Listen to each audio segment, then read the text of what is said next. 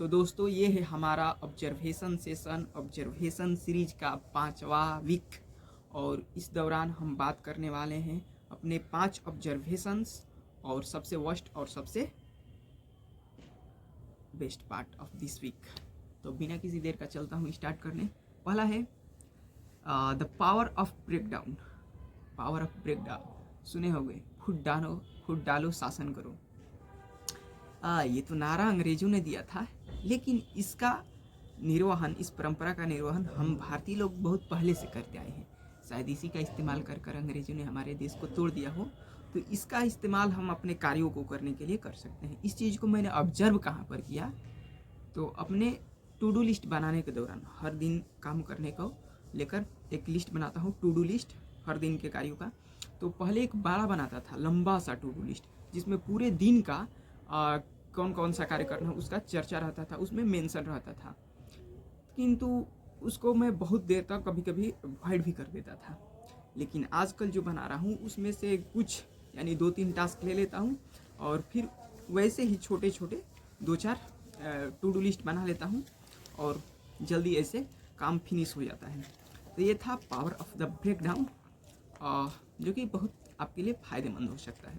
अगला है long content. Focus try to consume और see or watch long contents.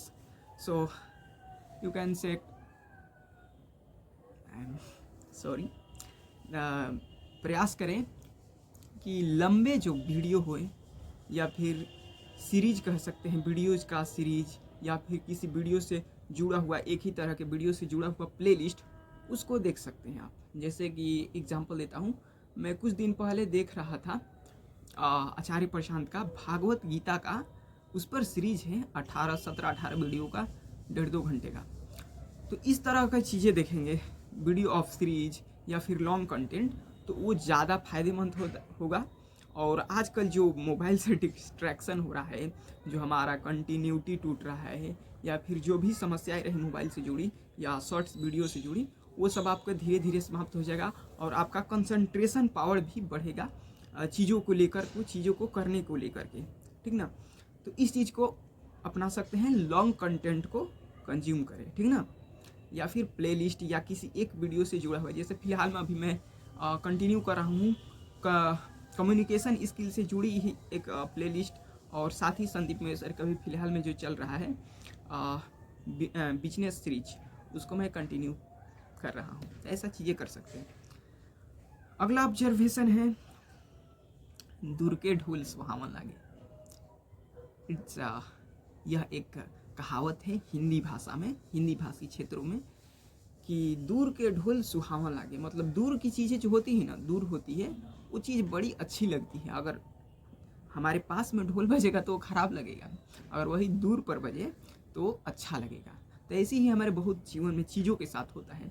इसको मैं रिलेट नहीं करूँगा, एग्जाम्पल नहीं करूँगा। इसका एग्जाम्पल आप भली भांति बहुत सारी हर चीज़ों से रिलेट कर सकते हैं, कि बहुत सारी चीज़ें होती है जो दूर से बहुत अच्छी लगती है, और नज़दीक जाएंगे तो भाई क्या इसमें तो दरार भी है, ये तो दरार दूर से नहीं दिखाई देता, शायद इसीलिए अच्छा लग रहा था, क्योंकि दरारें दूर से नहीं दिखाई देती है, ठीक ना। तो अगर किसी के बारे में आप अवधारणा बना ली है कि वो अच्छा है, तो शायद ऐसा हो कि वो अच्छा ना हो जितना आप एक्सपेक्ट करते हो, आशा रखते हो। या फिर ऐसा भी हो सकता है कि आप एक धारणा बना लिए हैं कि बुरा है, तो भाई जाकर पहले करीब देखिए, ठीक ना। दूर के ढोल सुहावा लगे, इसका इस्तेमाल कीजिए, ठीक ना। अगला ऑब्जर्वेशन है सुनामी का डर सबसे ज़्यादा उसको होता है जो समुद्र के किनारे नहीं रहते हैं। सुनामी का डर सबसे ज़्यादा उन्हीं को होता है जो समुद्र के किनारे नहीं होते। तो इस चीज़ को मैंने ऑब्जर्व किया कहाँ पर, कि ज़्यादा चीज़ों से हमें डर तभी लगता है जब हम उसका सामना नहीं करते हैं, जब तक कि उससे हमें मुलाकात नहीं हुआ रहता है। जैसे कि हम लोग 11th में थे या फिर 10th को ही ले लें, 10th में नहीं होते हैं, 9th में होते हैं या 8th में, तो लोग तो हमें 10th बोर्ड बाप रे बाप कितना वो हार्ड होता है, उसमें क्या होगा, हमसे लिखा जाएगा कि नहीं लिखा जाएगा, ऐसी चीज़ होती है। मतलब वही आता है तो अब जो पास कर लिया होता है 10th, उससे जाकर पूछे क्या बच्चों का खेल है 10th का सिलेबस। तो अब वही जो 11th का 12th का होगा, 12th बोर्ड का बच्चा, उसे कहो तो 12th का बोर्ड बाप रे बाप कितना हार्ड होता है। अब वही जो 12th पास कर ले उससे पूछो बच्चों का खेल है। तो ऐसी होती है चीज़ें, ठीक ना। सुनामी का डर उसी को होता है जो समुंदर के किनारे नहीं रहता। अगला ऑब्जर्वेशन है बरसाती मित्रों से बच के रहे। बरसाती मित्र क्या कहलाता है? देखो, जैसे कि बचपन में हम लोग देखते थे बरसात के दिनों में कि कोई होता है मित्र, हम लोग जा रहे होते हैं स्कूल या कहीं घूमने, अचानक कोई मित्र का कीचड़ पर पैर पड़ गया और वो फिसल कर गिर गया और उसका पूरा कपड़ा एकदम मस्त बन गया। तो वो क्या करता था, अब ये नहीं सोचता कि वो जाकर साफ करे, वो कहता कि चल अब तुम भी आओ, हम तुमको भी गिराऊंगा। मतलब बच्चा घायल हो चुका है, मतलब खुद तो लेटा गया है, तो अब चाहता है कि हम लोग भी उसी के जैसा बन जाए, ठीक ना। तो ऐसी चीज़ें आपके समाज में बहुत होती होगी, ठीक ना। इस चीज़ को मैंने फेस किया और आए दिन आप लोग फेस करते होंगे, लेकिन इस चीज़ों को आप ऑब्जर्व नहीं करते होंगे, ठीक ना। कि बहुत सारे लोग होते हैं जो जैसा होते हैं वैसा ही खुद हम लोगों को या भी अपने आसपास वालों को बनाना चाहते हैं, ठीक ना। इस चीज़ों को बहुत जगह पर आप रिलेट कर सकते हैं। खैर, मैं इस चीज़ को रिलेट कर पाया, एक मामा जी थे मेरे, तो बड़े अच्छे सज्जन व्यक्ति हैं, तो ऑलरेडी कीचड़ में गिर गए हैं और पूरा लेटा लिए हैं कपड़े वपड़े। अब कह रहे हैं कि बच्चा देखते हैं 2-4 साल में तुमको भी इसी कीचड़ में गिरा देते हैं, देख रहे हैं। कहेंगे नहीं नहीं नहीं, आप कीचड़ में ठीक लग रहे हैं, हमको हमारा कपड़ा कम से कम साफ रहने दीजिए, ठीक ना। तो इस चीज़ से बच कर रहिएगा बरसाती मित्रों से, ठीक ना।